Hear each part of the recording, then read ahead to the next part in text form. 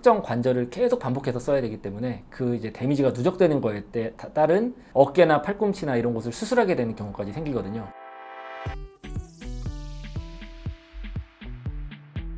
예, 안녕하십니까. 저는 서울본 정형외과의 임승빈 원장입니다.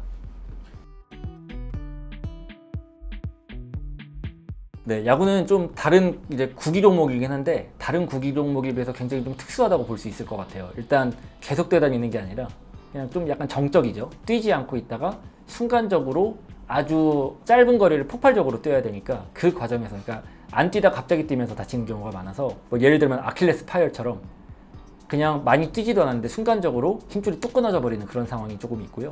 투수가 던지는 공에 직접적으로 맞는 그런 이제 뻔한 상황을 제외하면은 대부분의 손상은 공을 무리해서 던지거나 아니면 공을 너무 많이 던지거나 이런 과정에서 투구 동작에서 생기는 이제 손상이 흔하고 또 배트를 너무 무리하게 휘두르거나 또는 잘못된 힘을 가하면서 휘두를 때 생기는 그런 타격 자세의 손상으로 좀 나눠볼 수가 있고요. 이게 반드시 어설프게 해서 그렇다기보다는 우리가 알고 있는 메이저리그에 진출하는 그런 유명한 프로 선수들도 너무 같은 동작을 계속 반복하게 되면서 데미지가 쌓여서 어깨나 팔꿈치나 이런 곳을 수술하게 되는 경우까지 생기거든요. 그래서 축구나 농구 같은 이제 그런 운동에 비해서 덜 과격하지만 특정 관절을 계속 반복해서 써야 되기 때문에 그 이제 데미지가 누적되는 거에 따른 관절 손상이 온다고 생각을 할 수 있겠습니다. 일반인 분들도 야구 좋아하는 분들은 알 텐데 공을 던지는 동작에는 팔꿈치를 가볍게 휘두르는 게 아니라 약간 슬로우 모션으로 영상을 보면은 비정상적으로 많이 꺾이듯이 투구 동작이 되는 경우가 많거든요. 그러면서 팔꿈치 인대의 손상이 많이 오고요. 제일 흔한 거는 팔꿈치 내측에 있는 측부 인대입니다.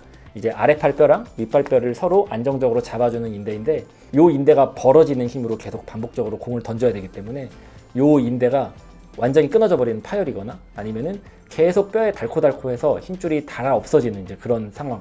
그러니까 다시 말하면 내측 측부인대 손상이 좀 많이 흔한 편이고 그래서 요거를 이제 수술까지 가는 경우가 굉장히 많습니다. 일반인은 사실 이 인대가 끊어져도 일상생활하는데 크게 불편하지 않으니까 손상이 좀 와도 그냥 받아들이고 보존적으로 그냥 치료를 하는 경우가 많지만 운동선수들은 이 팔꿈치 인대가 투구 동작이 굉장히 크리티컬하기 때문에 수술까지 가는 경우가 굉장히 많고 토미존 수술이라고 해서 일반 분들한테도 많이 아는 이제 그런 수술까지 가는 경우가 좀 많다고 할 수 있고요. 또 하나는 이 아래팔뼈랑 윗팔뼈랑 이제 인대만 다치는 게 아니라 투구 동작에서 뼈끼리 계속 부딪힙니다. 그러면서 이제 팔꿈치 관절에 있는 연골이 손상되는 경우도 생각보다 흔하고요.